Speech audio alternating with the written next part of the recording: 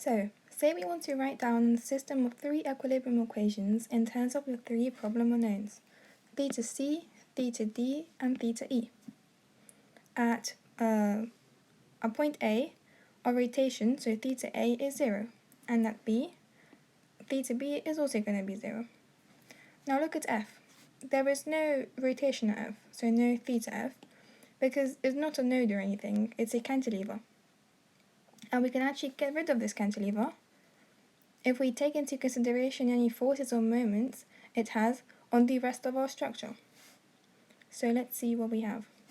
We have a force of 20 kilonewtons, which is going to produce a linearly increasing moment from F to E, and its value is going to be 20 kilonewtons times 2 meters, 40 kilonewton meters. This is going to be acting clockwise. You can kind of visualize this. But let's draw here our part of our new structure where we're going to get rid of this effect. So if we said it was clockwise, we're going to be drawing it as anti-clockwise. And this also makes sense since it counteracts the effect of this 20 kilonewton force which was producing this moment in the first place. So let's draw it on. So this is 40. This is an end member moment, and it's going to have an equal and opposite nodal moment. So let's draw this one too. 40. So far we have equilibrium. So now, looking at node E, there's going to be three nodal moments since there's three members at point E. And we have this externally applied one. So the other two internal nodal moments are going to have to counteract the effect of this external one. So they're acting in the opposite direction. Now, look at these blue nodal moments. They're also going to have equal and opposite end member moments.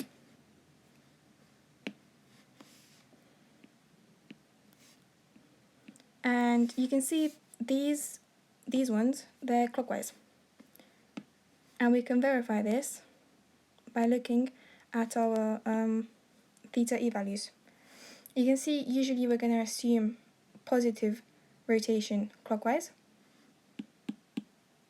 So positive rotations for theta mean that our end member moments also going to have to be positive for our assumption to be right. So we have everything in equilibrium so far. That's perfect. We have taken into account the effect of this cantilever. Now looking at the moment equilibrium equations. At point C, we only have moment from C to D, and that's 0.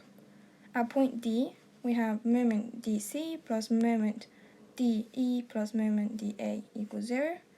And at E, we have moment ED plus EB plus EF, also equal to 0. But we already know what EF is. We found it here. So EF is 40 kilonewtons. But the effect that this cantilever produces, we said was clockwise, 40 kilonewton. But we are trying to get rid of it. So we're trying to counteract it. So take the opposite. So we're going to be writing minus 40 in our equation, which is what we've done here. Here, basically, minus 40.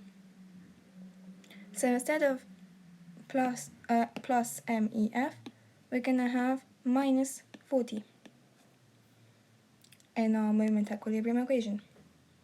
Okay, so now we can get rid of this. So we only have 1, 2, 3, 4 members. This means two slope deflection equations for each, so 8 slope deflection equations in total. Okay, so let's write these.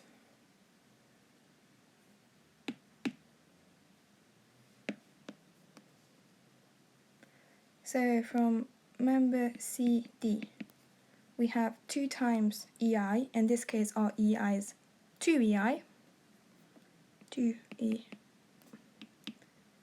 times 2EI over the length of 3 times by 2 theta C plus theta B.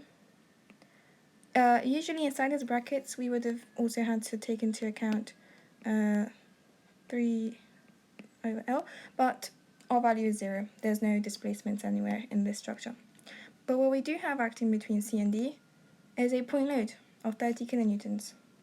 So going to our tables, look at the first one, the first column where it says MAB. The first one we have is minus WL over 8 for equivalent to what we have.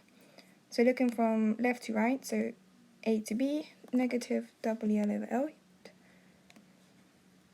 minus W is 30, L is 3, and formula says 8. Now moment DC is the same thing here. That's D. 2 theta D this time plus theta C. And since we're at the opposite end of the beam, 30 times 3 over 8. But make sure you check the tables. Now, moment DA. 2EI over 4. We only have one value of EI. And we're going to multiply this by 2 theta D plus theta A. But theta A is 0 in this case, so no need.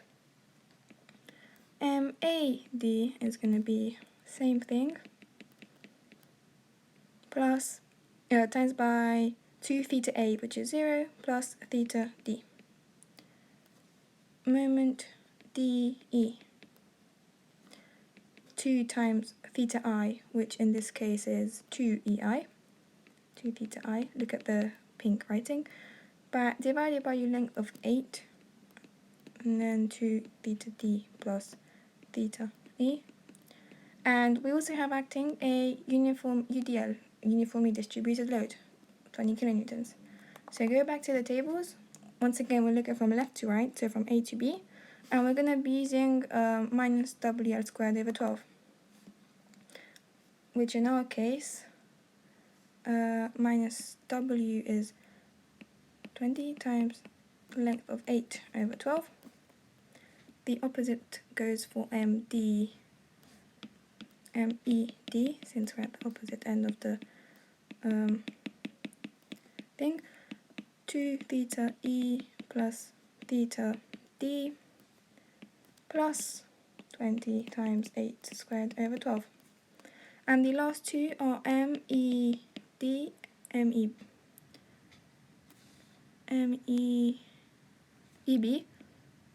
and MBE. Yeah, so we have 2EI over the length 4. This one will be 2 theta E plus theta B, but theta B is 0. And here we'd have 2 theta B, we said is 0, plus theta E. So we have our slope deflection equations and our moment equilibrium equations. So now all we have to do is substitute all these values here. So I'm going to do the first one.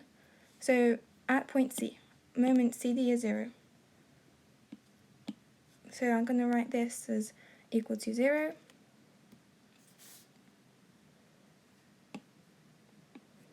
So at C,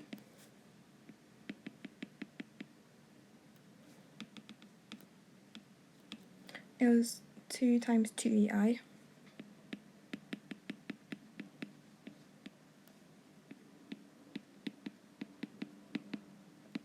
Minus 30 times 3 over 8, which I know is going to be 11.25. So we have 4 over 3 EI, 2 theta C plus theta B.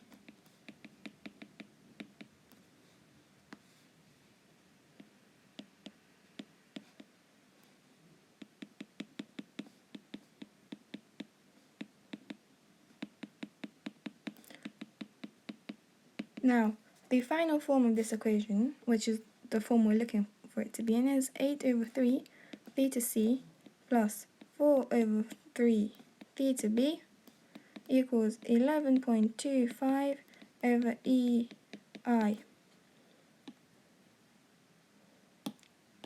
That's one of the three equations we're looking for. And the other two are here. And you'll find them by substituting the slope deflection equations back into the other two moment equilibrium equations. So this is it.